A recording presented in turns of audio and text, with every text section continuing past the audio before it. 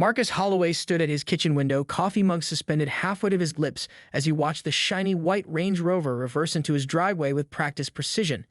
It wasn't the first time this had happened. It wouldn't be the second or even the third.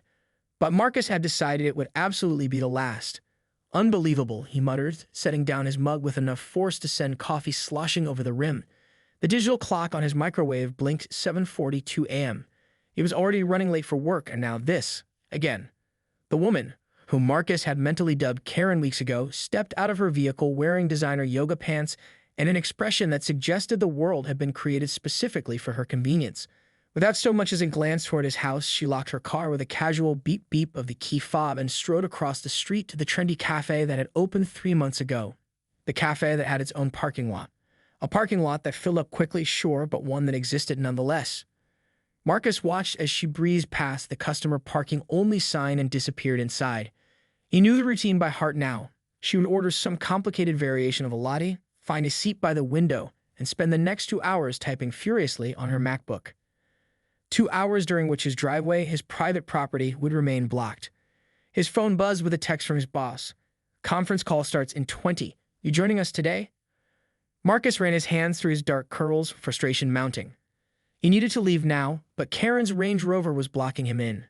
Again, he tried leaving notes on her windshield. He'd spoken to her directly twice.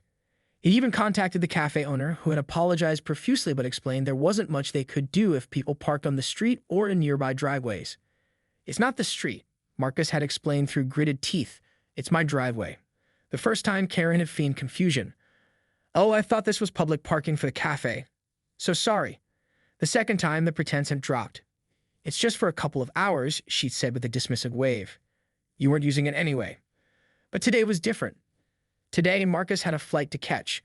After months of grinding away at his architectural firm, he finally booked a 2-week vacation to visit his sister in New Zealand. His taxi to the airport was scheduled to arrive at noon, giving him just enough time to finish his presentation, dial into the conference call, and pack his final items.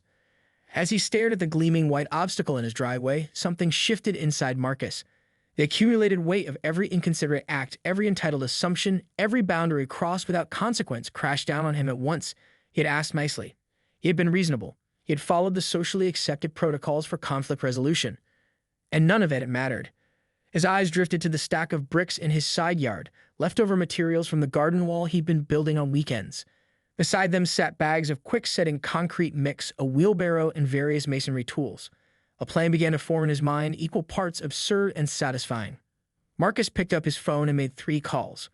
One to his boss to explain he'd be working remotely today, one to the taxi company to reschedule his pickup for a few hours later, and one to his neighbor, Devin, who owed him a favor and happened to be quite skilled with bricklaying. "Hey, Dev," Marcus said when his neighbor picked up, a strange calm settling over him. "Remember when you said you'd help me with any project anytime? I'm cashing in that offer, right now." As he outlined his plan, Devin's laughter grew increasingly incredulous. "You can't be serious," his neighbor finally managed. "Dead serious," Marcus replied, watching through the window as Karen sipped her latte across the street, blissfully unaware of what was about to unfold. "How fast can you get over here with your trowels?" Devin arrived 20 minutes later with a toolbox and a conflicted expression. "I still think you're crazy," he said, but the glint in his eye betrayed his amusement. "You know this is probably illegal, right?" "Probably," Marcus agreed, mixing the first batch of quick-setting concrete in the wheelbarrow. But so was repeatedly trespassing on private property after being explicitly asked to stop. They worked quickly, positioning themselves strategically behind the Range Rover where they wouldn't be visible from the cafe windows. Marcus had already measured and marked the driveway entrance while waiting for Devin to arrive. The first row of bricks went down smoothly, creating a neat line about 6 inches high, just enough to make the vehicle's exit impossible without damaging its undercarriage. "You're not actually planning to trap her car completely, are you?" Devin asked, expertly applying mortar with practiced movements. Marcus shook his head. "I'm leaving exactly 16 inches of clearance between the wall and her bumper. Enough space for her to see she can't drive out, but not enough to actually get trapped. I'm making a point, not committing a felony." "Still feels like a felony," Devin muttered, but continued working. As they laid the second row, Marcus's phone buzzed with a notification from his security camera app. He positioned his doorbell camera to capture the driveway and had set it to alert him of any movement. He checked the screen and felt a surge of satisfaction. Karen was still inside the cafe, now joined by another woman in similar athleisure wear, both gesturing animatedly as they talked. "We've got time," Marcus said. She settled in for her usual marathon session. They worked methodically, the wall growing higher with each passing minute. Marcus felt a strange sense of calm, as if this ridiculous act of rebellion was somehow resetting the world's balance. 3 rows high. 4. The brick wall now reached just above knee height, still easily stepped over, but an unmistakable barrier to any vehicle. "Think she'll call the cops?" Devin asked, wiping sweat from his brow. "Probably," Marcus replied. "I've got a folder of time-stamped photos showing her car in my driveway on 12 separate occasions, plus recordings of our conversations where she acknowledges it's my property. I also filed 3 formal complaints with the HOA and 2 with the police. No one did anything." Devin whistled low. "You've been preparing for this." "Not consciously. I just got tired of being ignored." Marcus checked his watch. "But I'm prepared for the fallout." By the time they reached the 6th row, the wall stood approximately 3 feet high, tall enough to make its message clear, but low enough that it wouldn't trap any person. Devin stepped back to admire their handiwork. "I gotta say, it's actually pretty good craftsmanship for a rush job. The neighbors might think it's a legitimate renovation." He snapped a photo with his phone. "This is going in my portfolio under Creative Solutions to entitled Neighbors." Marcus laughed, feeling lighter than he had in months. "Just don't tag me when you post it." They cleaned up the workspace, hiding the remaining bricks and tools behind Marcus's garage. The concrete would set fully within 2 hours, but it was already firm enough that attempting to drive through it would cause significant damage to Karen's precious Range Rover. "What now?" Devin asked. "Now," Marcus said, checking his security app again. "Me wait." They moved inside, watching through the window as the morning progressed. Marcus joined his work conference call, presenting his architectural designs while occasionally glancing out at the undisturbed vehicle. Devin made himself comfortable on the couch, alternating between scrolling through his phone and peeking through the blinds like a kid waiting for Santa. At 10:47 a.m., exactly 2 hours and 58 minutes after her arrival, Karen emerged from the cafe. She was chatting on her phone, gesturing with her free hand as she crossed the street toward her car, completely oblivious to what awaited her. Marcus and Devin exchanged glances. Devin raised his eyebrows questioningly. "I'm not hiding," Marcus said, standing up. "This isn't an ambush, it's a boundary." They moved to the front porch, Marcus casually leaning against the railing while Devin pretended to examine some nearby plants. From this position, they had a perfect view of Karen's approach. The moment she rounded the back of her vehicle and saw the brick wall was something Marcus would treasure forever. Her steps faltered. Her conversation died mid-sentence. Her perfectly maintained face contorted in confusion, then disbelief, then outrage. "What the actual?" she spluttered, spinning around wildly until her gaze landed on Marcus standing calmly on his porch. Recognition flashed in her eyes, followed by an icy fury. "Did you do this? Are you insane?" Marcus smiled pleasantly. "Good morning. Lovely day, isn't it? What is wrong with you?" Karen's voice climbed several octaves as she gestured wildly at the freshly constructed wall. "You can't just imprison someone's car." Marcus maintained his composure, though he could feel his heart racing. "I haven't imprisoned anything. You're free to leave whenever you like. Your car, however, is parked on private property, my private property, after repeated requests for you to stop. This is insane. I'm calling the police." She fumbled for her phone, manicured fingers trembling with rage. "That's your right," Marcus replied evenly. "While you do that, I'll just grab the folder I have documenting the 12 separate occasions you parked in my driveway without permission, along with our 2 previous conversations where you acknowledged this is private property." Karen's finger hovered over her phone screen. "It's just parking. Everyone parks here for the cafe." "No, they don't," Devin chimed in. "I've lived next door for 5 years. No one parked in Marcus's driveway until you started doing it 3 months ago. Who even are you?" She snapped. "I'm the witness," Devin replied cheerfully. "Also the guy who helped build that very sturdy wall. Excellent craftsmanship, if I do say so myself." Karen's face cycled through an impressive array of emotions before settling on something resembling calculated reasonableness. She took a deep breath and adjusted her designer's sunglasses. "Look," she said, her voice now artificially calm. "We've clearly got off on the wrong foot. I'm Alexis Harrington." She extended her hand as if expecting Marcus to shake it. When he didn't, she awkwardly lowered it and continued. "I'm the regional marketing director for Luxalife Properties. Perhaps we can discuss this like civilized people. I'm sure we can come to some arrangement. I'm Marcus Holloway. We've met twice before, though you didn't offer your name either time," Marcus replied. "And there's nothing to discuss. You've been parking in my driveway despite multiple requests to stop. Today, I decided to make those requests impossible to ignore." A sleek Tesla pulled up to the curb and the cafe owner, Emma, stepped out. She assessed the situation quickly and hurried over, her expression horrified. "Oh my God, what's happening? Alexis, are you okay?" She looked from Karen, apparently Alexis, to Marcus to the brick wall with mounting distress. "Emma, thank goodness," Alexis exclaimed.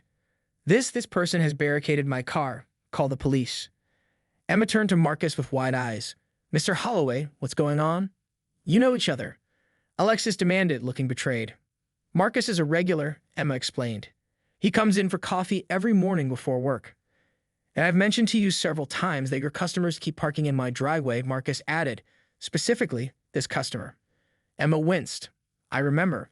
I put up those additional customer parking only signs like you suggested." "Wait," Alexis interjected. "You complained about me?" "Not by name," Marcus clarified.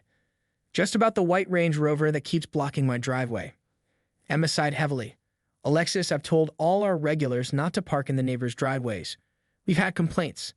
But the parking lot is always full by the time I get here," Alexis protested. "That's not my problem," Marcus said, "just like it wasn't your problem when I couldn't get to work on time because you blocked me in, or when I had to reschedule a doctor's appointment because you parked here for 3 hours last Thursday." A small crowd of onlookers had begun to gather.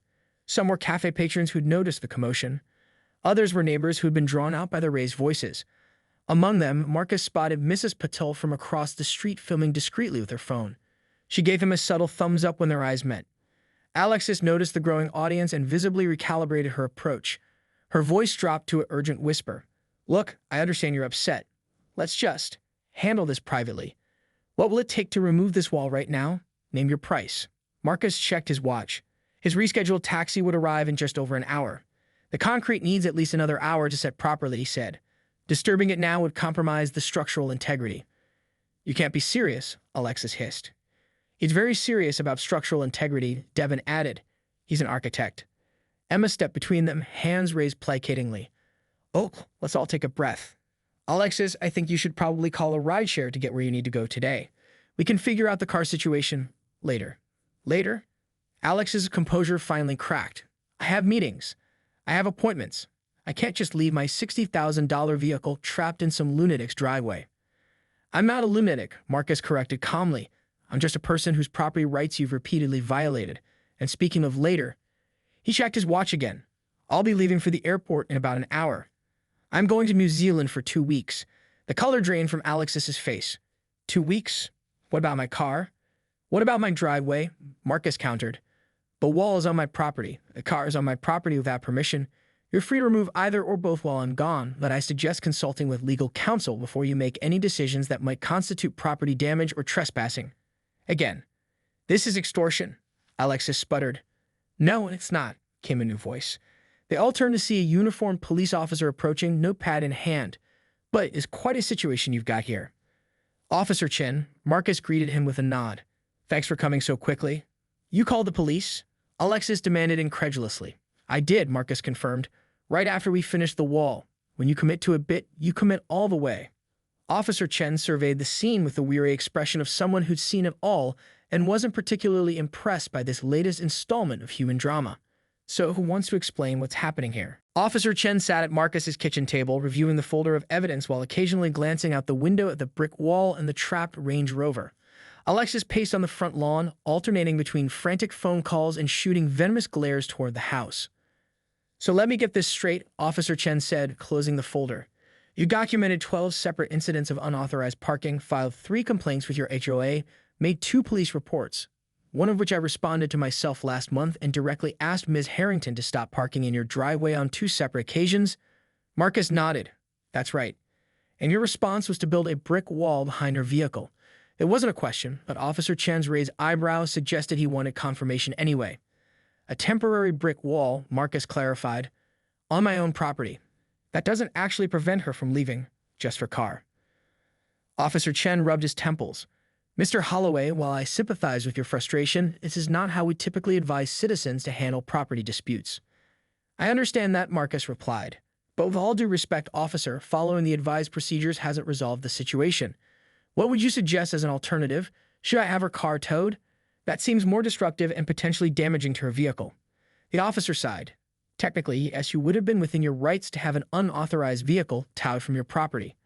Without warning, given your documented history of warnings, I guess." Devin, who had been quiet during the official questioning, suddenly spoke up. So Marcus actually chose the less punitive option. Towing would cost her hundreds of dollars and potentially damage the car. This way, she just needs to arrange her own removal service when she's ready. Officer Chen didn't look entirely convinced.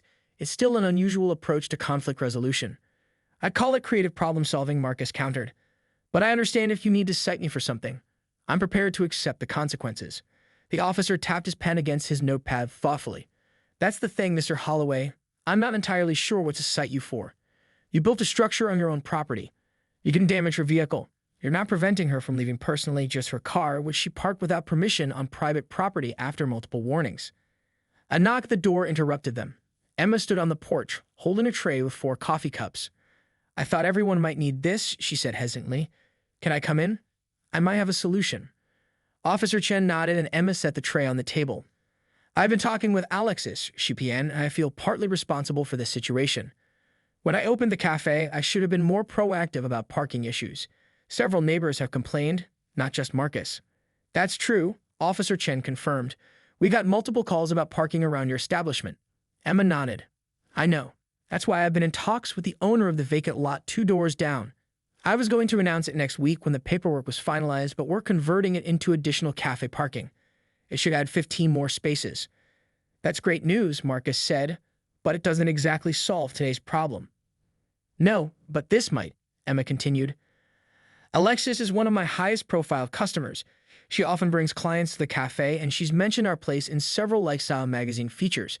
Having her car stranded here for 2 weeks would be bad for both her and my business. I'm not seeing the solution yet, Devin remarked. Emma took a deep breath. I'm offering to cover the costs of safely removing and rebuilding the wall, plus compensating you for the inconvenience, Marcus. In exchange, Alexis has agreed to sign a formal agreement never to park in your driveway again. Officer Chen leaned forward. That sounds like a reasonable compromise. Marcus considered it. I appreciate the offer, but how do I know she'll keep her word? No offense, Emma, but this isn't just about today's incident. That's fair, Emma acknowledged, which is why I'm also offering to ban her from parking anywhere except the designated cafe lot once our expansion is complete. One more violation and she loses her premium customer status, which includes her reserved table by the window and priority coffee service. Through the window, they could see Alexis end her phone call and glance anxiously toward the house. She's agreed to this, Marcus asked skeptically. Reluctantly, Emma admitted. But she understands she's not in a strong position here. Officer Chen, if Marcus were to press charges for repeated trespassing, what would that mean for Alexis? The officer straightened. Well, with this documentation, she could potentially face fines and a civil judgment. Given her profession in real estate, having a property-related offense on her record wouldn't be ideal. Marcus drummed his fingers on the table, thinking his taxi would arrive in 30 minutes. The New Zealand trip had been planned for months, a much-needed break after a grueling year. The last thing he wanted was to leave with this situation unresolved, potentially festering for 2 weeks. I need certain guarantees, he said finally. First, I want the agreement in writing before I leave. Second, I want the removal and reconstruction to be done by licensed professionals, not just whoever offers the lowest quote. Third, I want a designated point of contact while I'm away so I'm not dealing with this during my vacation. Done, and done, Emma said quickly. I'll be your point of contact. My contractor can handle the wall removal and reconstruction tomorrow morning. Officer Chen looked relieved. So we have a resolution? Almost, Marcus said. I want to hear it from her directly. 5 minutes later, Alexis stood stiffly in Marcus's living room, her arms crossed defensively. Ms. Harrington, Marcus began, Emma has proposed a solution that would allow you to retrieve your vehicle today. I'm willing to agree to it, but I need to hear directly from you that you understand parking in my driveway without permission is trespassing and that you commit to never doing it again. Alexis's jaw tightened as she nodded curtly. I understand that I parked without permission. It won't happen again. And you'll sign an agreement to that effect. A flash of annoyance crossed her face. Is that really necessary? You have my word. Your word hasn't been reliable so far, Marcus pointed out. So yes, it's necessary. She exhaled sharply. Fine. I'll sign whatever you want. Can we just get this over with? Officer Chen cleared his throat. I'll witness the agreement. For the record, both parties are resolving this without pursuing charges. As Emma quickly drafted the agreement on her tablet, Alexis grudgingly turned to Marcus. You know, most people would have just left a note or called a tow truck. This whole wall thing was completely excessive. I left several notes, Marcus replied calmly. You ignored them. As for excessive, maybe. But somehow I think this is a parking violation you'll actually remember. For the briefest moment, something like reluctant respect flickered across Alexis's face. Then she rolled her eyes and turned away.